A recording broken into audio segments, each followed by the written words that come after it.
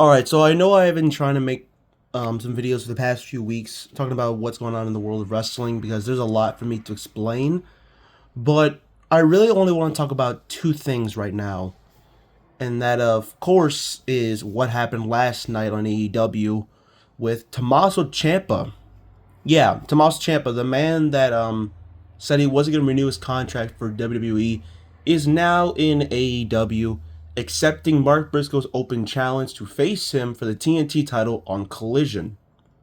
For the first time in a long time, AEW is actually making me care about Collision, which is actually insane. It just sucks for the fact that that's probably the only match I'm going to watch on that show.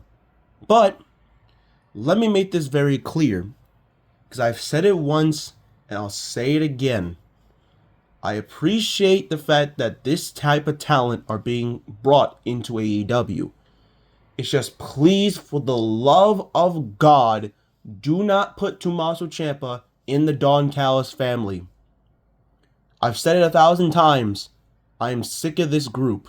And last night's episode of AEW further proves how much I am done with the Don Callis family, because it damn near felt like every single match, besides the women, had at least one member of the Don Callis family in it. You had the main event, you had Mark Briscoe versus El Clon, you had the tag titles on the line where it was Jake Doyle and Mark Davis versus FTR, and I'm pretty sure the opening segment had the Death Riders, at least take on like Ace Austin, like you had John Moxley versus Ace Austin, but it had still had members of the Don Callis family involved, with Mark Davis and Jake Doyle, and Don Callis involved in the opening segment as well, where he was Kenny Omega versus Rocky Romero.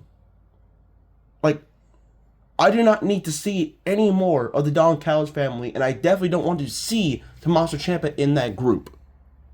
Tommaso Ciampa is a fantastic wrestler that you can build outside of the family, because I know how gifted he is, and I know that he should be nowhere near that group. You put him in that group, you're wasting another talent. Please, just for the love of God, Tony Khan, do not put him in that group. Just please. I don't want to see him anywhere near him. But now let's get to one that I was trying to speak on last week but forgot to. And that is Trey Miguel re-signing with TNA. Now, if you don't know, if you've been living under a rock lately, it was reported that the Rascals were joining AEW, and last week's episode Collision, 2 weeks episode Collision, we saw the debut of the Rascals with Desmond Xavier, Zachary Wentz, and Myron Reed, but no Trey Miguel. And it left fans puzzling, wondering what happened. Where's Trey Miguel? And then it was reported that Trey Miguel was now released from AEW, and it was because of one thing that happened back in 2020, where he made a little comment about the LGBT community, and that is what led to him being released. It wasn't a Tony Khan decision, it was a decision that was made by the higher-ups. So it was made above Tony Khan's decision. And it absolutely sucks. I think it was unfair how they just pretty much just released him immediately. But I'm glad TNA brought him back, and I'm glad that he was in the Feast or Fired match and he won.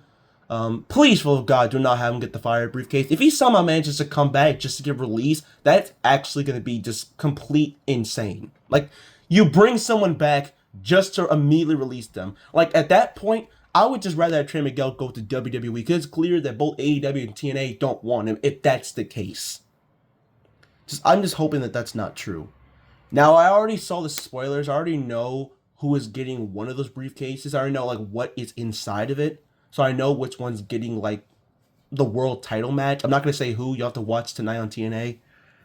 But overall, a lot has happened in just the first month of 2026, and this Saturday is the Royal Rumble, so a lot's going to go down.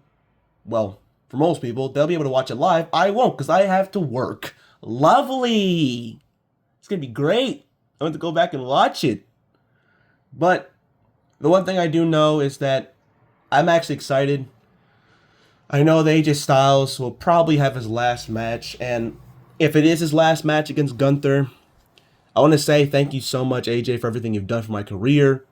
You truly have been an inspiration to me in terms of just me watching wrestling just as much as John Cena has. Because I grew up watching both WWE and TNA at the exact same time, and the first wrestlers I saw from each one, from WWE, John Cena, and from TNA, AJ Styles. And even though in 2007, most people considered AJ Styles an absolute joke because of the stuff that he was doing that specific year, what he did when he left the whole Christian Cage and Kurt Angle type of coalition stuff, he truly was nothing but phenomenal.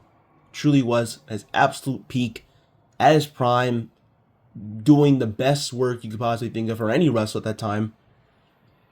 And now he could possibly end his career in the same pay-per-view that he debuted in a decade ago, the Royal Rumble. It's going to be legendary. Yeah, Drew McIntyre versus Sami Zayn. I know Drew is mostly going to retain, but it's good to see Sami Zayn at least get a title opportunity. I'm not on the big hype train of him right now because I do think that his underdog character is starting to get very stale. But Sami Zayn's still a great wrestler, still someone who's reliable in the ring, and someone who can go out there and have a good match regardless of how people feel about him, regardless if they want to keep chanting Sammy Hogan like Drew McIntyre did, which Drew doing that is just, he's an absolute troll. He is amazing. But then, of course, you have the Rumble matches. For the women, I want Liv to win. Liv, to me, has been the most underappreciated star, in my opinion. I feel like deserves more credit that she actually gets. Like, she was putting some of the best work of her career before her unfortunate injury, and I really want her to win the Rumble so bad. I wouldn't be against Bianca winning. I just feel like Liv deserves it more. And for the men, as much as I want LA Knight to win, I'm going to go with Braun Breaker. I don't want Roman to win because I don't think Roman needs it. I just think Braun Breaker eventually should get that rematch against CM Punk that he should have won. I still believe that Braun Breaker should have won the title on Raw and the debut episode of Raw in 2026, but whatever. This is Wade trying to get redemption and win the title that he should have won, but again, I'm just rambling. I'm just pissed, man. I just wish he would have gotten the opportunity because I feel like at that time it was badly needed. But I feel like WWE's actually given us some actual good quality stuff. And this might be a hot take, but I think the start of 2026 for WWE has been 90% better than the shit they gave us in 2025. That might just be me. If you agree with me, then that's good because it tells you they're actually cooking for once. But yeah, just made this video talking about all three major companies, the stuff going on with Trey Miguel, Tommaso Ciampa hopefully not getting buried in AEW, and the Royal Rumble, and all the things going down for that specific pay-per-view. Yeah, we can truly say January has been one hell of a month, man.